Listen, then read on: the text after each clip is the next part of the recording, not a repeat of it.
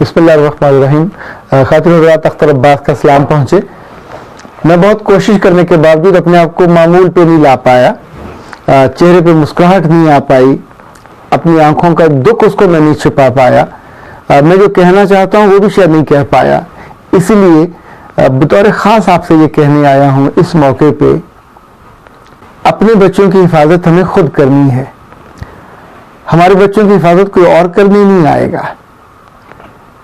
جو متاع جس کی قیمتی ہوتی ہے، جس کے پاس جو نعمت زیادہ اہم ہوتی ہے، اسی کو اس کی حفاظت کرنی ہوتی ہے، اسی کو اس کے گرد بڑی دیوار تعمیر کرنی ہوتی ہے، اسی کو پہرا لگانا ہوتا ہے، اور اسی کو اس پہ تاریں لگا کے اس میں بجلی بھی چھوڑنی ہوتی ہے. بچوں پہ زیادتی یورپ میں ہو، ایشیا میں ہو، افریقہ میں ہو، نارملی اس کے جو محرکات ہیں یا جو واقعات ہوتے ہیں اس میں ایک چیز کامن ہوتی ہے.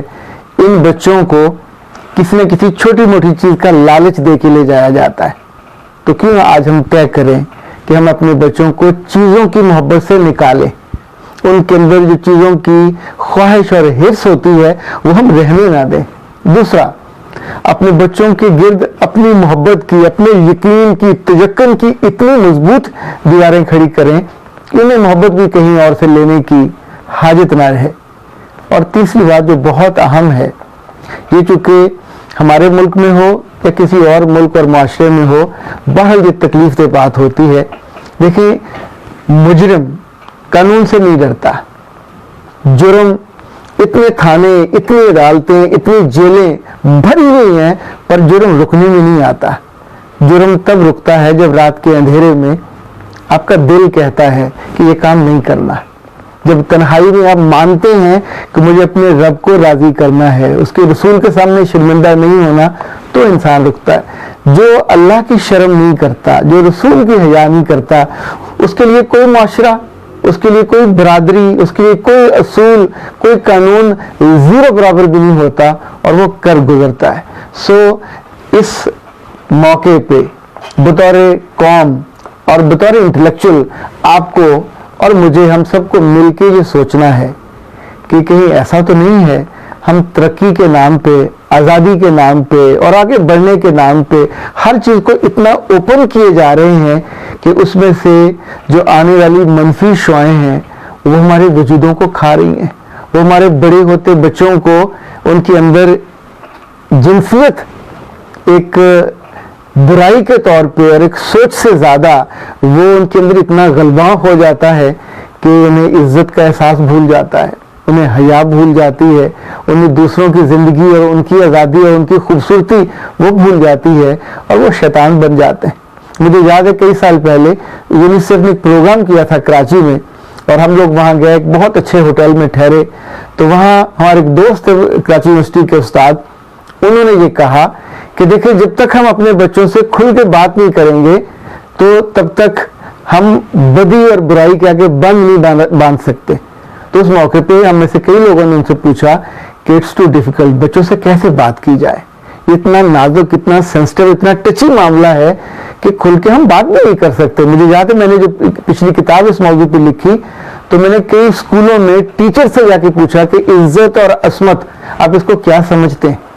اب یہ ساری ٹیچرز تھی جو ایم اے اور بی اور بی ایڈ پاس تھیں، ان میں سے یعنی 10 میں سے ایک بھی کلیئرٹی کے ساتھ نہیں بتا پائی کہ اس کے ذہن میں عصمت کا تصور کیا ہے، عزت کا تصور کیا ہے. اچھا، جب ہم خود نہیں جانتے ہوتے بچوں کو بھی نہیں بتا پاتے.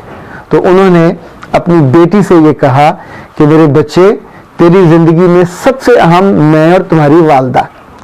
ہمیں حق ہے کہ تمہارے ماتھے پہ بوسہ دیں، ہمیں حق ہے کہ تمہارے گالوں پہ بوسہ دیں، پر ہم تمہارے ہونٹوں پہ بوسہ نہیں دیں گے. ہم تمہارے جسم کو ایسا کبھی نہیں چھوئیں گے جو تم کو برا لگے. تو جب کوئی آدمی تم کو چھوئے اور تمہیں برا لگے تو اس موقع پہ تم نے صرف قسمسانہ نہیں ہے، تم نے وہاں پوری قوت کے ساتھ چیخنا ہے یا ہمیں آ کے بتانا ہے تاکہ ہم اس بدبخت کو روک سکیں. پھر انہوں نے کہا کہ ایک روز میں اپنے کمرے میں اسٹڈی میں بیٹھا کام کر رہا تھا تو میری بیٹی بھاگتی ہوئی آئی اور اس نے کہا، بابا جو مجھے پڑھانے آئے ہیں انہوں نے مجھے اپنے یہاں رانوں پہ بٹھایا ہے اور انہوں نے مجھے چھوا ہے, میرے ہاتھ کو بھی انہوں نے ہلایا ہے, تو مجھے بہت برا لگا اور میں ان کو کہ ابھی میں آتی ہوں تو پھر میں آپ کے پاس آئی ہوں.